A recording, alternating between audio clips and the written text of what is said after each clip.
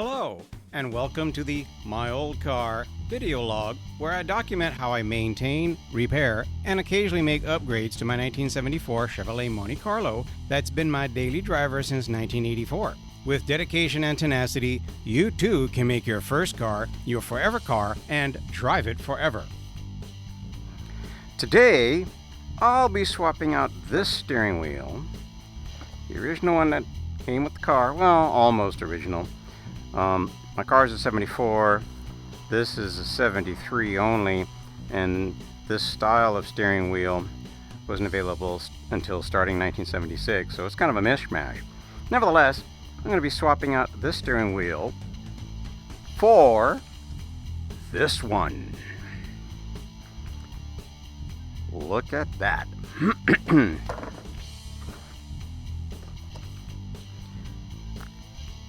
So I've been thinking about installing a sporty steering wheel since I bought this car back in the 80s, but I'm rather particular. Not any steering wheel would do. So I had to look, for one thing, it had to look factory correct, which pretty much eliminates all the aftermarket offerings. Now, GM sport steering wheels for A-body cars were made with 3 slotted spokes, no round holes, and they had the same depth and diameter of the regular steering wheel. So, you know it was going to be a correct, proper fit and feel proper and all of that. So I really wanted, one of those wood, like what was offered, from the from the 60s into the 70s.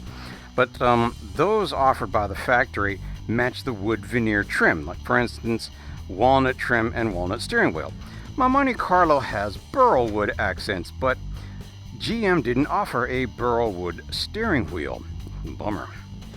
So starting in the late 60s, GM offered a comfort grip sport steering wheel for some of their A and F bodies and Corvettes.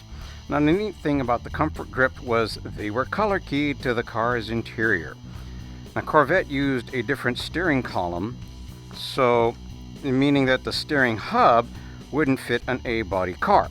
The only manufacturers of Malaise era A-body cars that offered a 3-spoke sport steering wheel were Buick and Oldsmobile. This one's a Buick.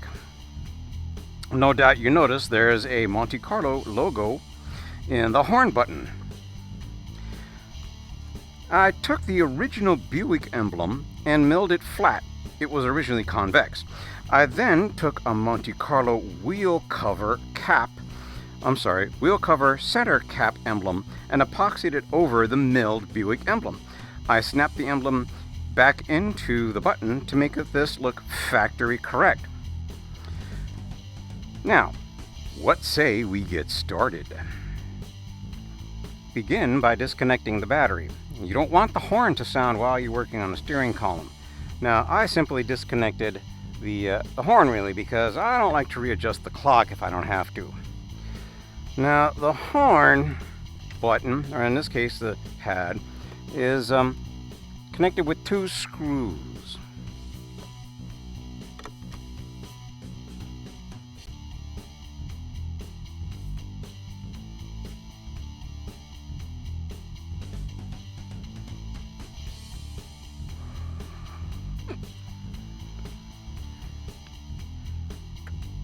Now there's a there's a horn wire here. You're going to need to disconnect this.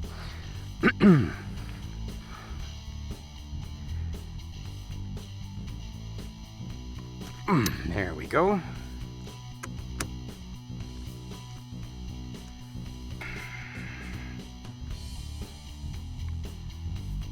Okie dokie. I always like to note the orientation. This is the surface that touches the contacts the steering wheel. Now let's see. Yeah, I thought this was going to be a little too easy. All right, I'm going to need to pull this thing out. Let's get ourselves a puller.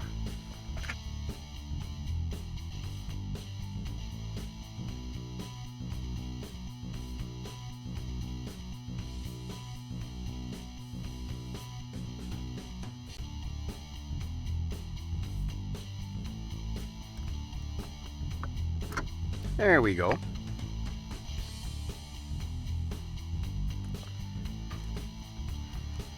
Alright, now the horn contact wire that was on on the other steering wheel with the pad, that wire isn't going to work. So, you know, just simply remove it. And what goes in its place is this kit here. Let's see. Come on. Here we go. And these are readily available. So this kit, with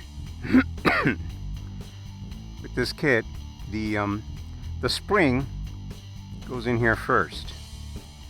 Then comes the plunger.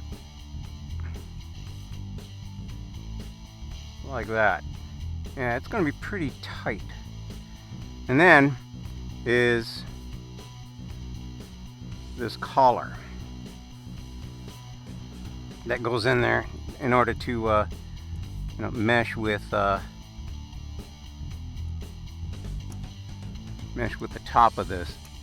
Now, one of the things that I noticed in taking this apart is this plastic piece here is broken. That should not adversely affect the functioning, but I will have to install this differently. And at a later time, I'm going to replace that that piece. But for right now, in order to put the steering wheel on, I have to remove the horn contact.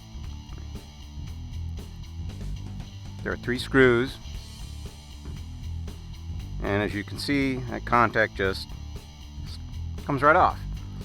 Now, that plunger is going to be making contact with this tab once it's all been put back together. And now, this portion is going to fit into this hole right there. And this is always, you know, a little, you have to, can be a little fiddly. You gotta finesse it. Ah, there we go. There. Now we put the nut back on.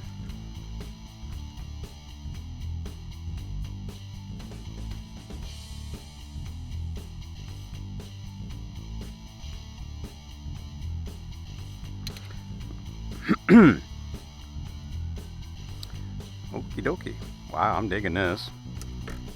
This is starting to look pretty cool. I'm really digging this.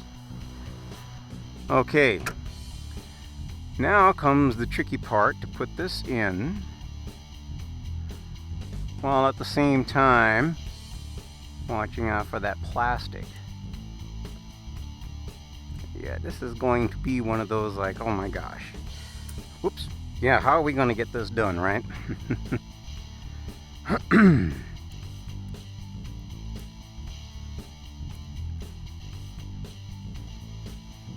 And yeah, that plastic piece that keeps it together, it just popped out. So let's see here how this looks. Man, that's way the hell in there. Okay.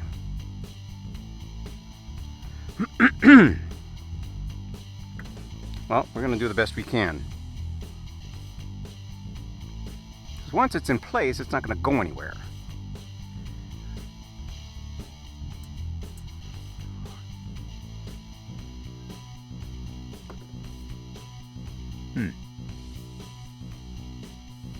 Okay, so there were some problems with those. It was too long. My choices were to either shorten the spring or shorten the plunger. I chose to shorten the plunger because I can always make another plunger if I have to. Always mill one down, you know, make one from scratch. Anyway, now, to put this in, seeing how the little collar thingy is, you know, the where it's supposed to, you know, attach is broken. But as I said, it shouldn't affect me. I'm going to be using this nail to get me started with what I have on hand. Now, I'll hold this in place with my fingernail. Next, is a screwdriver with a horn switch already on it. I'll hold that in place. Now, oh come on. Yeah, this is all convoluted. Bring this down, and where that tab is, and then engage the tab.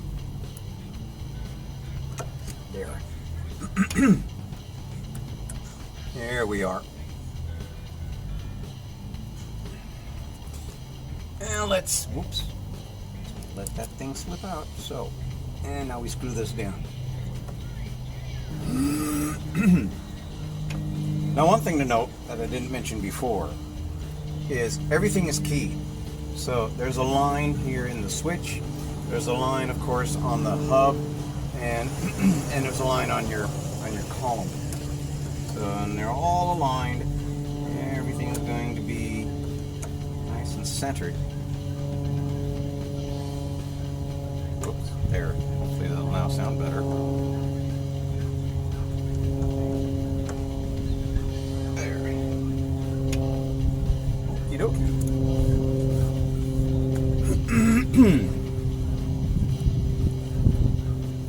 Now for the pièce de résistance. Now what's neat is these just pop on and pop off. And these also have, you know, there's a, these are also keyed.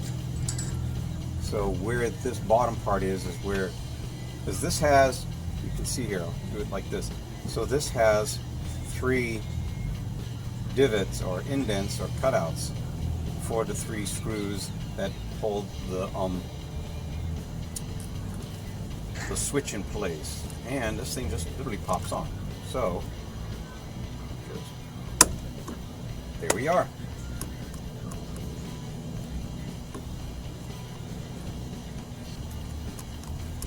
Oh man, I'm digging this. Now I'm going to put in a relay and test it. See how well. Well, let's see. Whoops. Oh.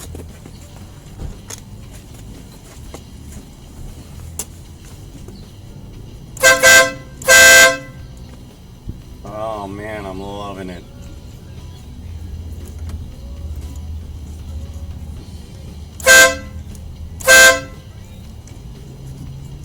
This is so neat.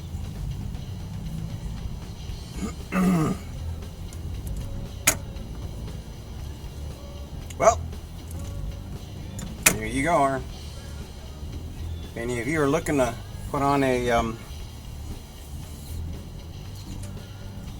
comfort grip steering wheel in your A body, and here you go. Especially if, you know, something like a Chevy that didn't come with one.